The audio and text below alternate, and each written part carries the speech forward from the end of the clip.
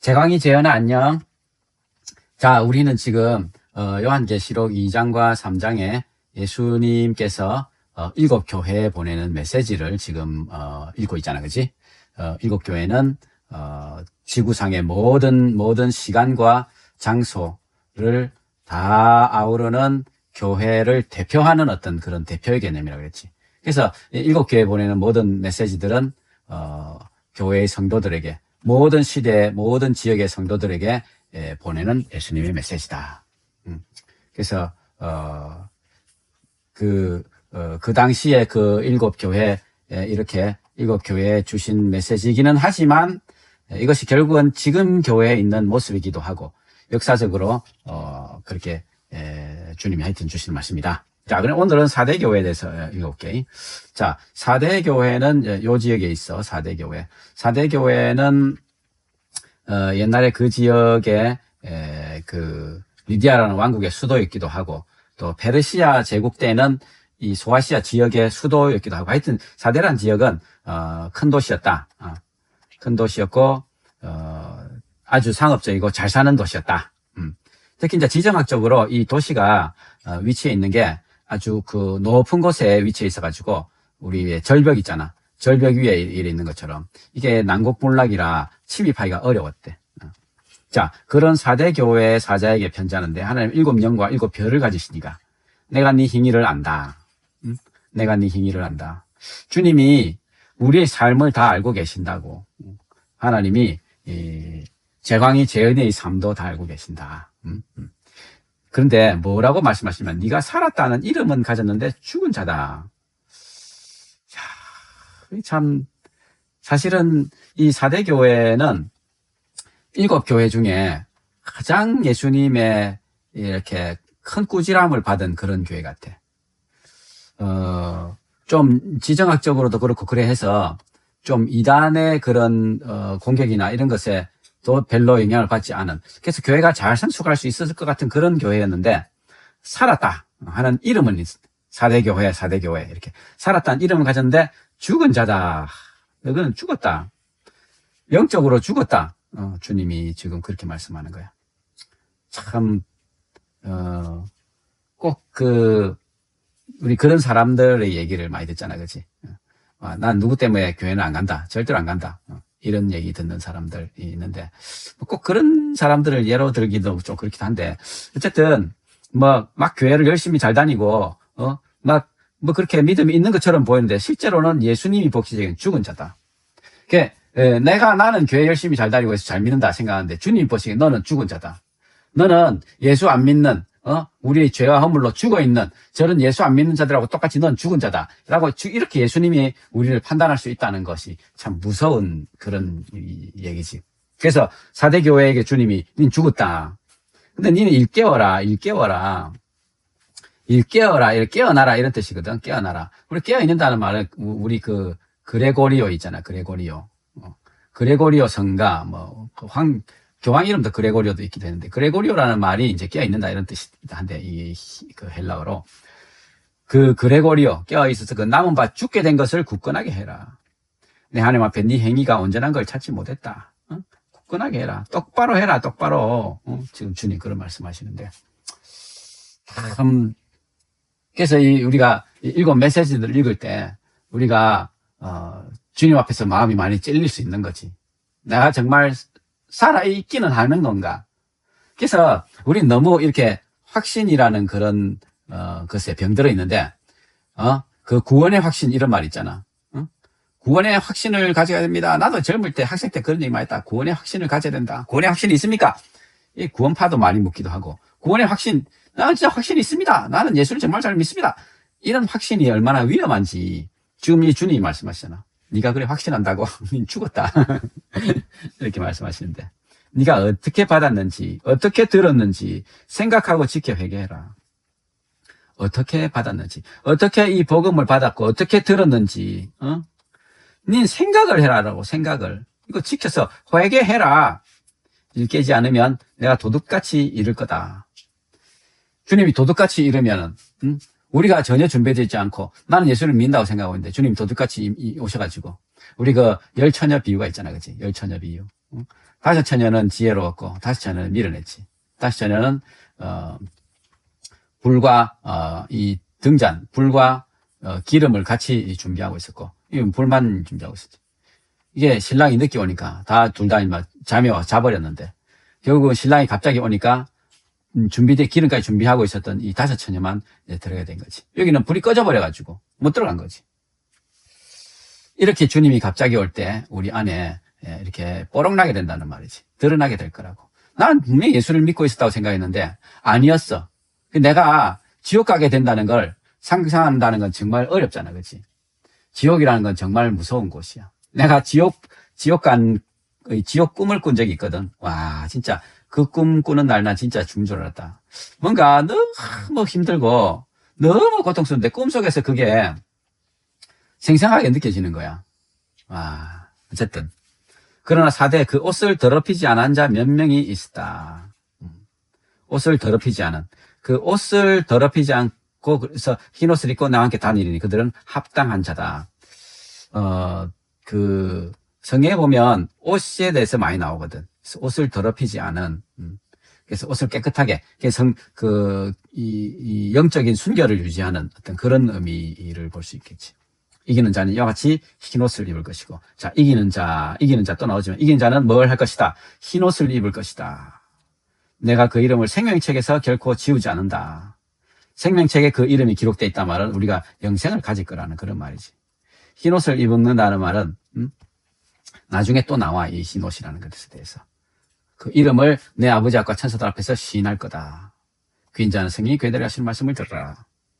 여기서도 생명책에 기록되어 있다는, 생명책에서 지우지 않겠다는 말은 결국 생명책에 그 이름이 기록되어 있다. 영생을 받을 것이다. 그냥 이런 말이지. 내가 지금 계속 교회들에게 이기는 자에게 뭘 주시겠다고 하신 그걸 전에도 계속 말씀하지만 성경에는 우리에게 차별적인 뭔가를 주신다는 얘기가 전혀 없어. 결국 주님이 이기는 자에게 주시겠다 한 그거는 결국 뭐냐면 다 예수 그리스도, 예수를 통해서 우리에게 주어지는 영생인 거야. 이것이지 천국에서도 어떤 사람은 큰 집, 어떤 사람은 쪼맨한 집 이라고 어떤 차별을 주시면서 그러니까 그런 생각을 버리지 못하는 게 우리가 얼마나 인본주의적이고 인간적인 그런 생각으로 예수를 믿는지를 우리에게 말씀해 주시는 거예요. 자, 빌라델비아 교회에 주시는 말씀. 빌라델비아 교회 사도에게 편지하는데 거룩하고 진짜 다윗의 열쇠를 가지시니 열면 닫은 사람이 있고 닫으면 열 사람이 없는 예수님이 봐라, 내가 네 앞에 열린 문을 둔다. 능히 닫을 사람이 없을 거다. 이 열린 문이라는 건 천국으로 향하는 영생의 구원의 문, 구원의 문일 것이다. 이렇게 생각하고 있어. 네 행위를 아는데 또 예수님은 우리 행위를 아신다고 말씀하시겠지. 그러니까 주님은 우리의 속속들이를 다 아시는 거예요. 네가 작은 능력을 가지고 내 말을 지키며 내 이름을 배반하지 않았다. 이 빌라델비아 교회는 작은 능력을 갖고 있었대. 뭔가 쪼매난 그런 크지도 않고 그런데 내 말을 지키고 배반하지 않았다. 봐라, 사탄의 회당, 자칭 유대인. 사탄의 회당, 자칭 유대인이니까 자칭 하나님을 아는 자다.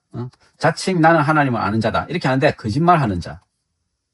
이들 결국은 자칭 유대인, 자칭 하나님의 백성인데 하나님은 뭐라 하냐면 사탄의 회당이다. 그것들은 마귀의 그런 앞제비들이다. 사탄이 모여있는 그런 곳이다.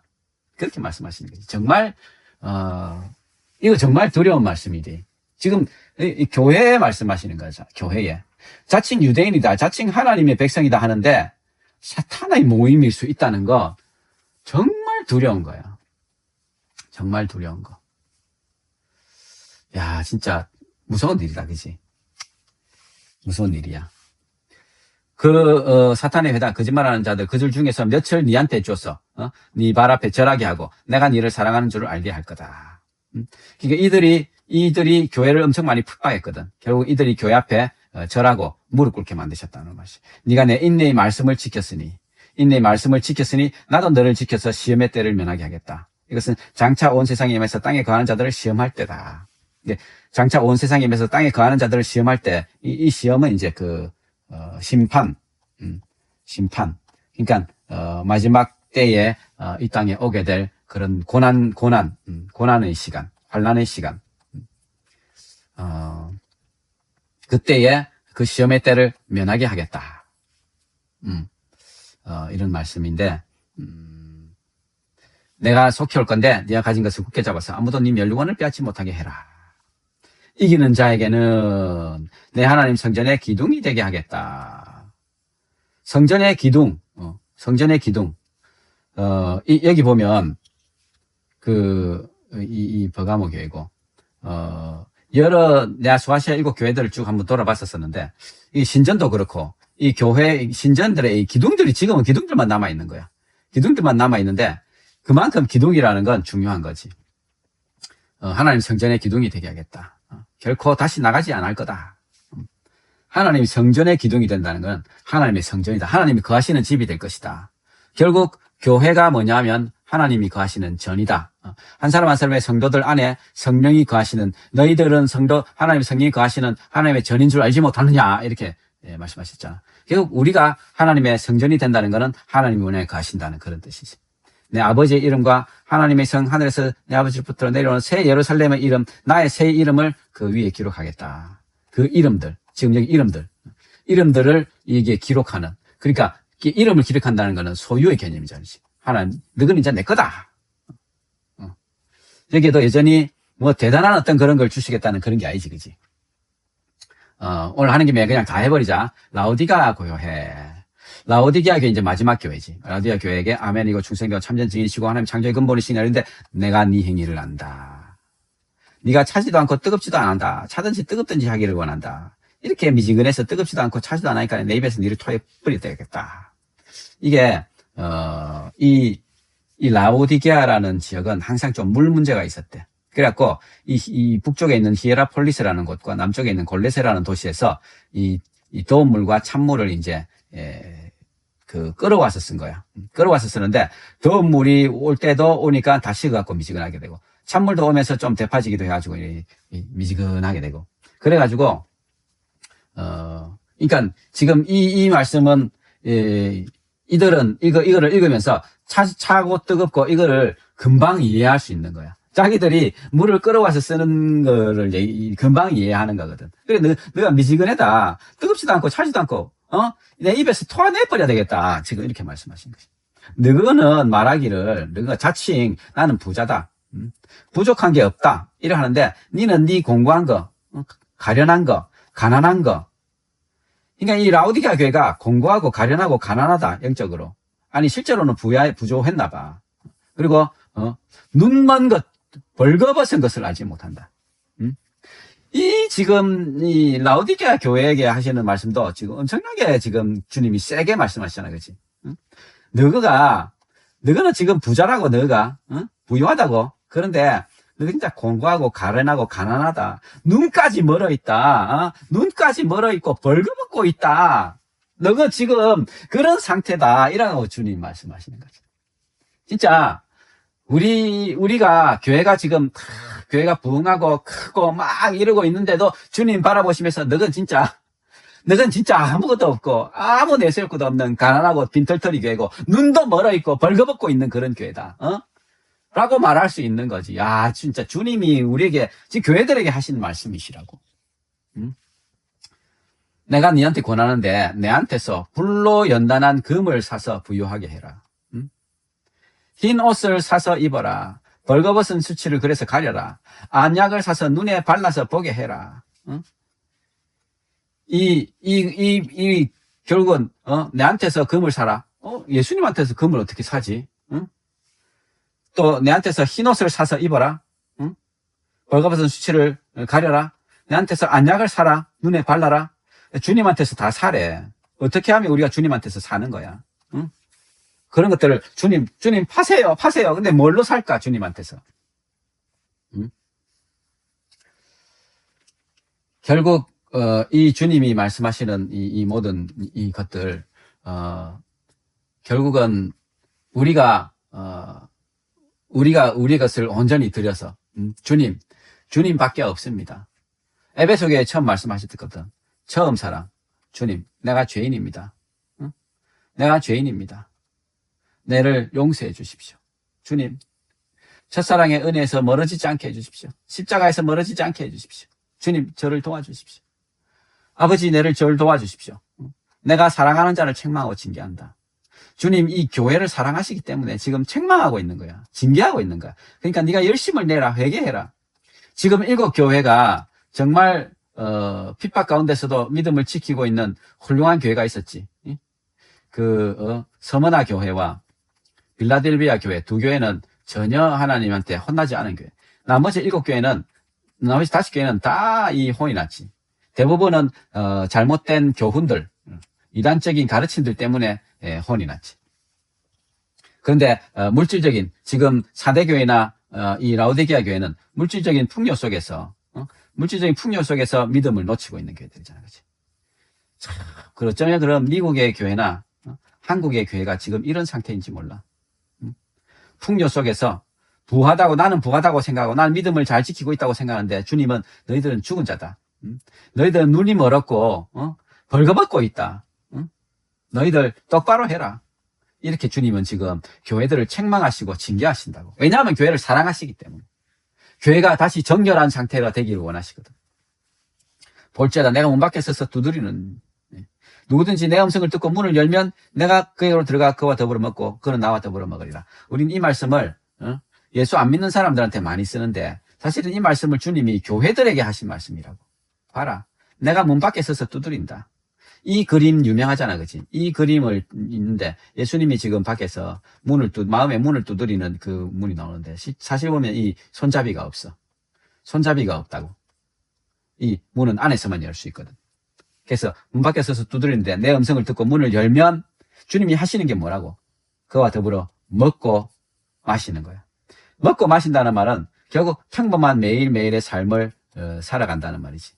예수 믿는다는 건 막 내가 19년 동안 선교사로 막 다녔던 것처럼 막 대단한 이런 일들을 막 하는 그런 걸 얘기하는 건 아니야. 이 나의 19년의 삶도 사실은 평범하게 매일매일 주님과 함께하는 그런 삶들의 연속이었을 뿐이었거든. 그래서 이기는 그에게는 내가 내 보좌에 함께 앉게 해주기를, 내가 이기고 아버지 보좌에 앉는 것과 같이 하리라. 이거 봐라. 보좌에 앉게 해주시겠다잖아. 야, 이 봐라. 이거는 진짜 큰 그거잖아. 그럴까? 그거 나중에 24장로가 나오고 할 때 4장 5장에 바로 나오거든. 예, 결국 우리는 다 보좌에 앉는 자들이 되는 거야. 비인자는 성인이 교회들에게 하신 말씀을 들을지어다. 이렇게 해서 7교회 주시는 메시지들이 다 끝났지. 요한계시록은 그 1장에 이제 그 서론적인 부분이 있었지. 2장과 3장에는 7교회 주시는 메시지가 나오고 4장과 5장에는 이 하늘의 예배. 특히 4장에서는 성부 하나님께 드려지는 예배, 5장에는 성자 예수님께 드려지는 예배. 그 다음부터는 이제 우리가 잘 아는 7 인의 재앙, 그리고 7 나팔의 재앙, 그리고 7 대접의 재앙이 나타나.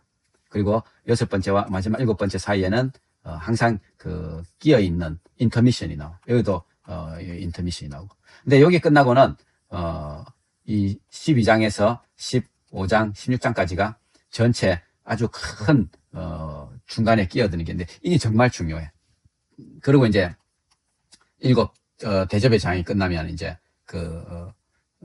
바벨론의 멸망, 음녀의 멸망. 결국은 하나님이 온 세상을 어떻게 심판하실 것인지를 상징적으로 보여주는 장이거든. 그리고는 이제 이 바벨론과 음녀가 멸망하는 이 과정 속에서 보여지는 우리 흔히 천년왕국이라고도 말하고 마지막 심판 이 그려지고 그 다음에 이제 새 하늘과 새 땅이 그려지는 마지막 장 21장 22장이 나오는데 이 요한계시록을 아는 것은 정말 우리 믿음을 유지하는데 정말 유익이 되고 좋아. 그래서 요한계시록은 꼭 우리가 잘 알아야 되는 성경인 거야. 그래서 늘 읽으면서 특히 2장과 3장을 읽으면서 정말 나에게 주시는 어떤 말씀이 있으신지, 하나님 교회를 사랑하시기 때문에 징계하신다고 그랬잖아요. 그렇지? 그러니까 우리 성경을 읽으면 본받아야 할 점 막 이런 것들 많이 그러는데 사실은 성경을 읽으면 복음이 전파되면 요한 때도 그렇고 예수님 때도 그렇지만 우리 마음이 찔려야 되는 거야. 왜냐하면 내 죄를 지적하시거든. 내 악함을 지적하시거든. 내가 얼마나 죄인인가, 내가 얼마나 악한 자인가가 찔리지고, 그리고 결국은 내가 죄인이구나를 깨닫게 되고, 예수님을 붙들고 찾게 되는 거지. 십자가 앞에서 떠나지 않게 되는 거지. 자, 오늘 우리 여기까지만 할게. 안녕, 제가 이재현이.